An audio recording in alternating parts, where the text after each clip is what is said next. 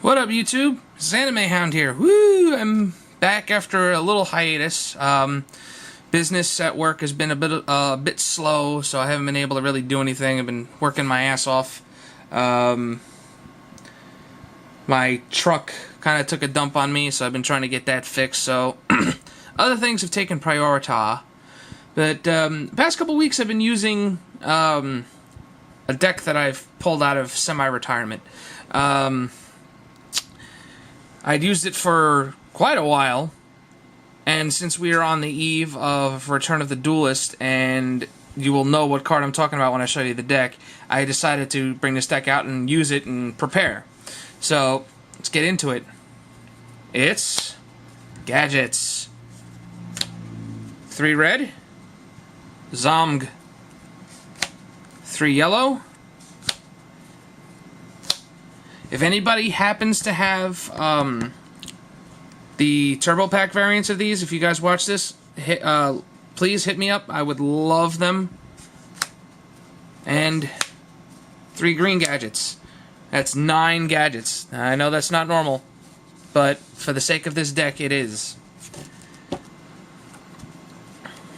3 Machina Gear Frame. Now, I know I did nothing but bash Machinas in my older videos, but the way this deck runs, it's actually really amazing right now, and I'm quite enjoying this.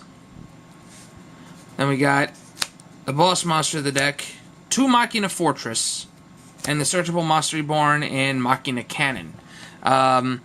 This card is playable, and I've been forced to actually use this by dumping a bunch of dead gadgets because I exhausted all of them.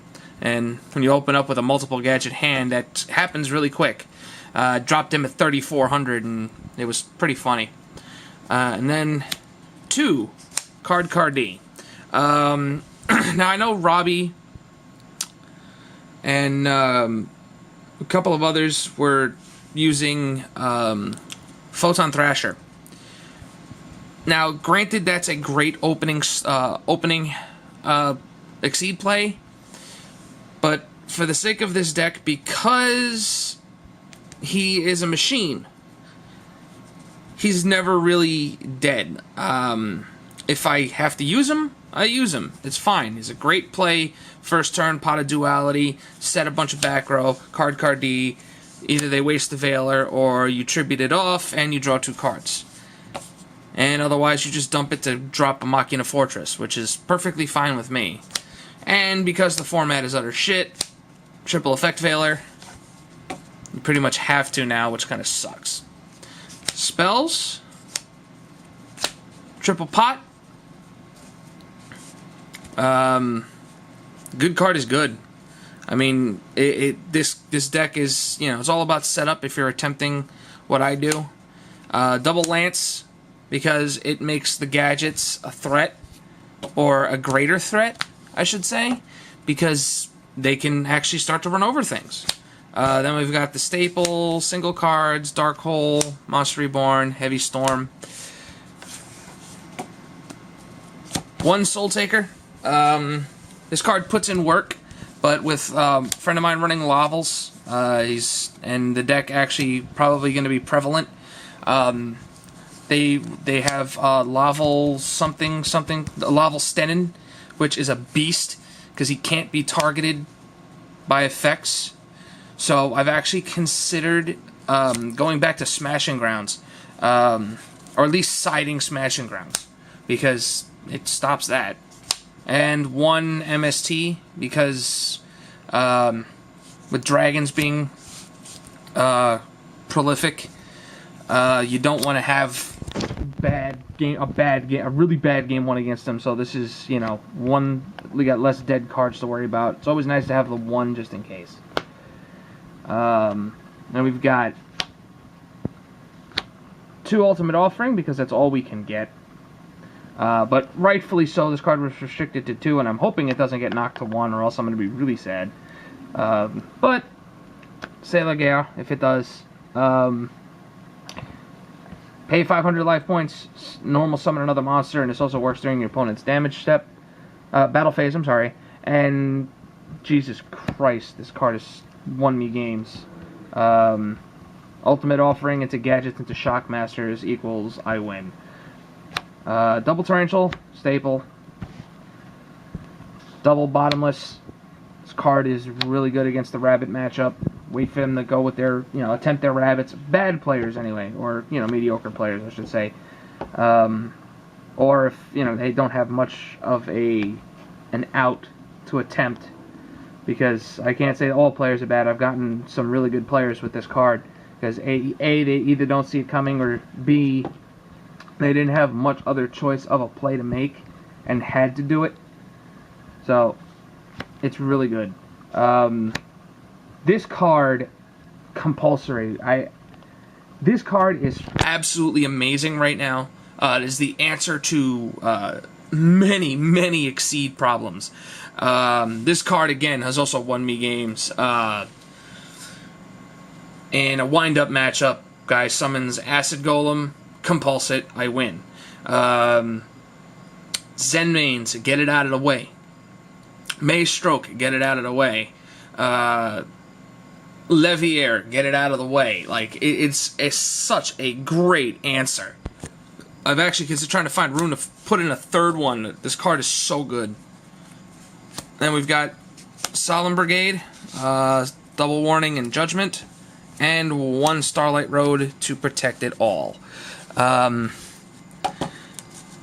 Starlight Road is okay.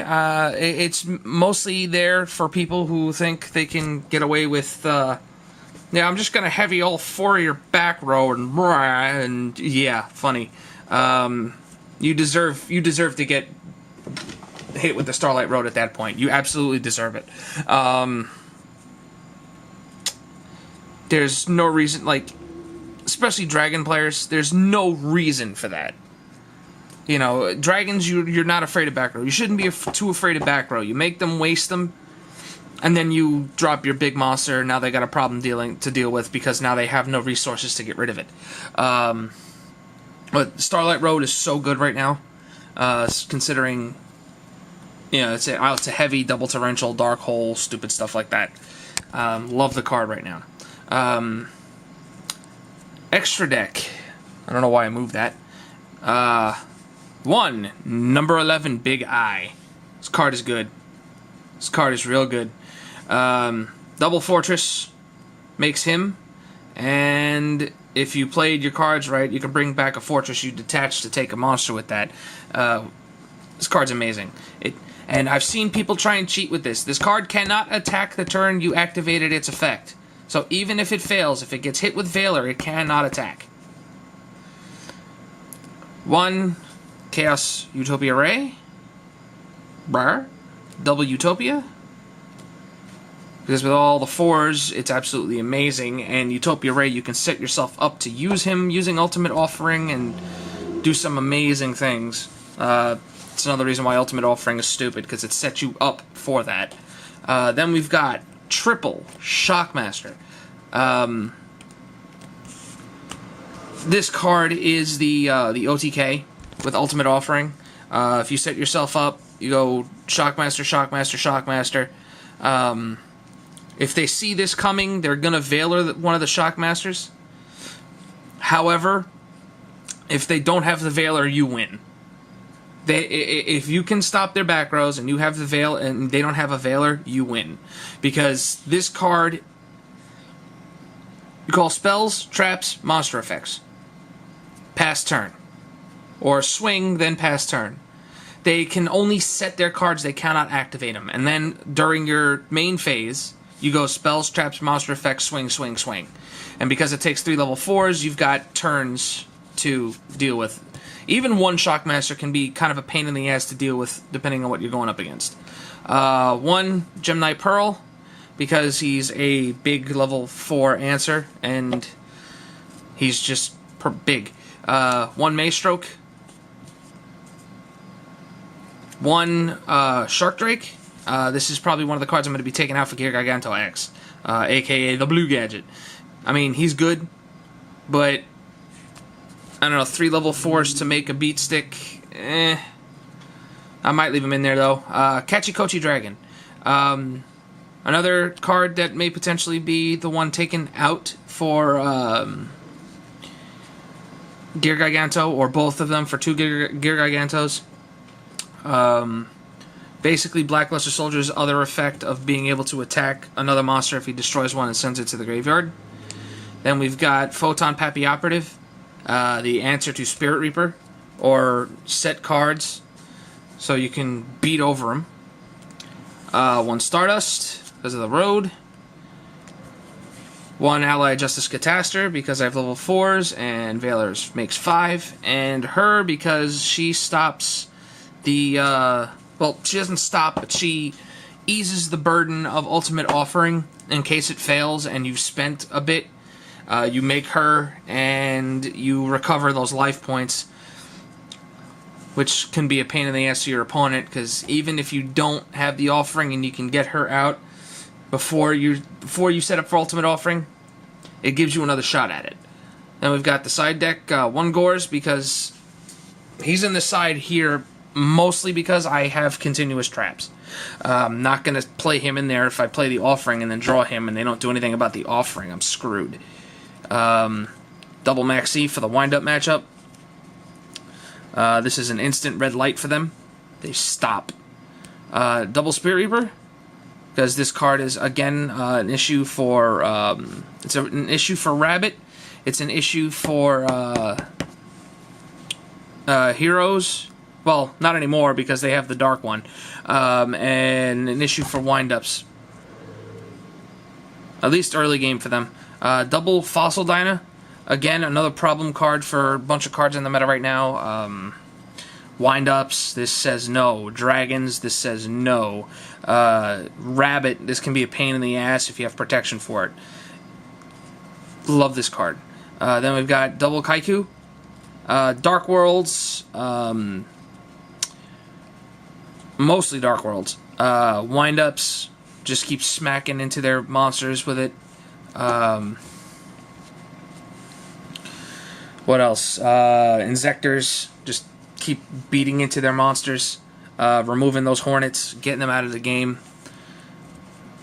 Dragons, if they present an open field, they, I smash them, get rid of the problem targets. And they can't remove monsters from play to special summon their light pulsars and their dark flares. So, bleh. The 1 other Soul Taker, again, smashing grounds potentially. Double MST because they're not mained and you need them for Game 2 and Game 3. Double Shadow Mirror for the Insector matchup. And occasionally the wind-up matchup to stop the Hunters. Dragons. And one-sided Mirror Force. Not too sure how I feel about the Mirror Force sided. I hardly ever sided in. So that would probably become the 3rd Compulse. So, let me know what you guys think about the deck. Again, if you have either the Hobby League gadgets or you have the Turbo Pack gadgets, I would absolutely love that, and I will trade for them. So, that being said, leave a comment down below. And this is Anime Hound out.